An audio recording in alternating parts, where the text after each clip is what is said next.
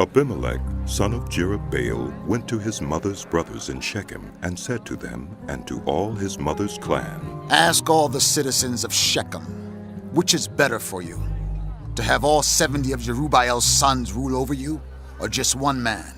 Remember, I am your flesh and blood." When the brothers repeated all this to the citizens of Shechem, they were inclined to follow Abimelech, for they said, "He is related to us." They gave him 70 shekels of silver from the temple of Baal-berith, and Abimelech used it to hire reckless scoundrels who became his followers. He went to his father's home in Ophrah, and on one stone murdered his 70 brothers, the sons of Jerubbaal. But Jotham, the youngest son of Jerubbaal, escaped by hiding. Then all the citizens of Shechem and Beth Millo gathered beside the great tree at the pillar in Shechem to crown Abimelech king. When Jotham was told about this, he climbed up on the top of Mount Gerizim and shouted to them, "Listen to me, citizens of Shechem, so that God may listen to you.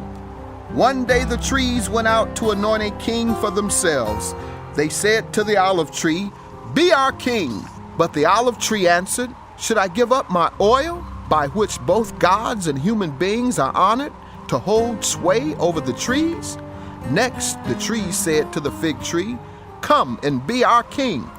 But the fig tree replied, 'Should I give up my fruit, so good and sweet, to hold sway over the trees?' Then the tree said to the vine, 'Come and be our king.' But the vine answered, 'Should I give up my wine, which cheers both gods and human beings, to hold sway over the trees?' Finally, all the trees said to the thorn bush, 'Come and be our king.'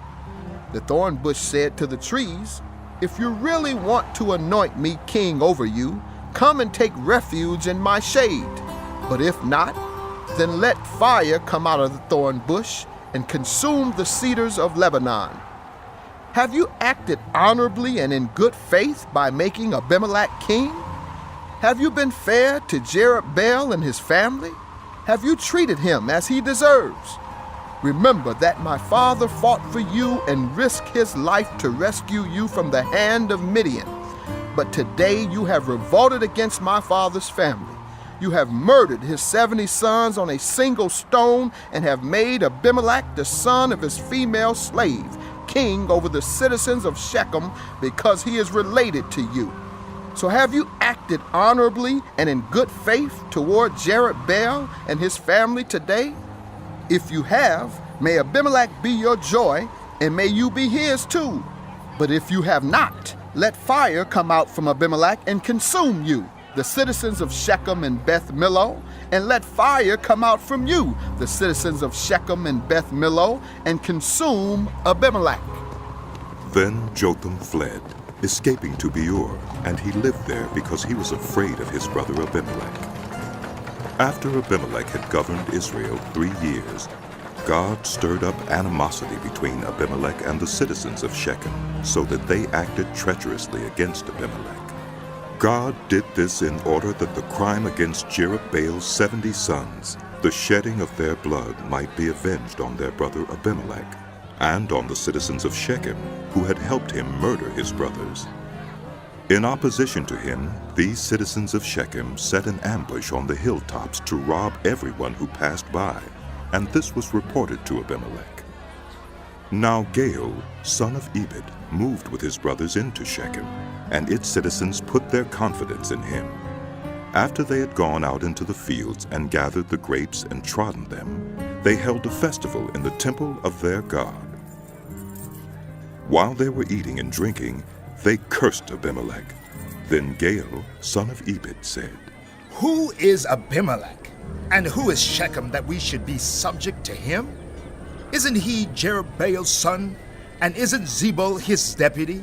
Serve the people of Hamor, Shechem's father. Why should we serve Abimelech? If only this people were under my command, then I would get rid of him. I would say to Abimelech, 'Call out your whole army.'" When Zebul, the governor of the city, heard what Gaal, son of Ebed, said, he was very angry. Under cover, he sent messengers to Abimelech, saying, Gaul, son of Ebed, and his relatives have come to Shechem and are stirring up the city against you. Now then, during the night, you and your men should come and lie in wait in the fields. In the morning, at sunrise, advance against the city. When Gaul and his men come out against you, do whatever your hand finds to do." So Abimelech and all his troops set out by night and took up concealed positions near Shechem in 4 companies. Now Gaal, son of Ebed, had gone out and was standing at the entrance of the city gate just as Abimelech and his troops came out from their hiding place. When Gaal saw them, he said to Zebul, Look, people are coming down from the tops of the mountains.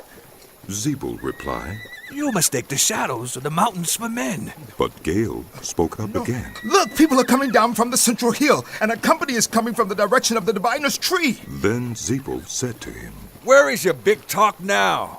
You who said, "Who is Abimelech that we should be subject to him?" Aren't these the men you ridiculed? Go out and fight them. So Gaal led out the citizens of Shechem and fought Abimelech. Abimelech chased him all the way to the entrance of the gate, and many fell slain as they fled. Abimelech stayed in Arumah, and Zebul drove Gaal and his relatives out of Shechem. The next day, the people of Shechem went out to the fields, and this was reported to Abimelech.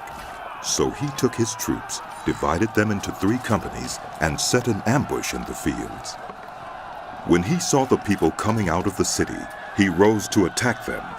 Abimelech and the companies with him rushed forward to a position at the entrance of the city gate. Then 2 companies attacked those in the fields and struck them down. All that day Abimelech pressed his attack against the city until he had captured it and killed its people. Then he destroyed the city and scattered salt over it. On hearing this, the citizens in the Tower of Shechem went into the stronghold of the temple of Elbereth. When Abimelech heard that they had assembled there, he and all his men went up to Mount Zalmon. He took an axe and cut off some branches which he lifted to his shoulders. He ordered the men with him. Quick, do what you have seen me do. So all the men cut branches and followed Abimelech. They piled them against the stronghold and set it on fire with the people still inside. So all the people in the Tower of Shechem, about 1,000 men and women, also died. Next, Abimelech went to Thebes and besieged it and captured it. Inside the city, however, was a strong tower to which all the men and women, all the people of the city, had fled. They had locked themselves in and climbed up on the tower roof. Abimelech went to the tower and attacked it. But as he approached the entrance to the tower to set it on fire, a woman dropped an upper millstone on his head and cracked his skull. Hurriedly he called to his armor-bearer, Draw your sword and kill me, so that they can't say a woman killed him. So his servant ran him through, and he died.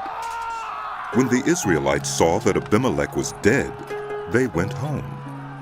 Thus God repaid the wickedness that Abimelech had done to his father by murdering his 70 brothers.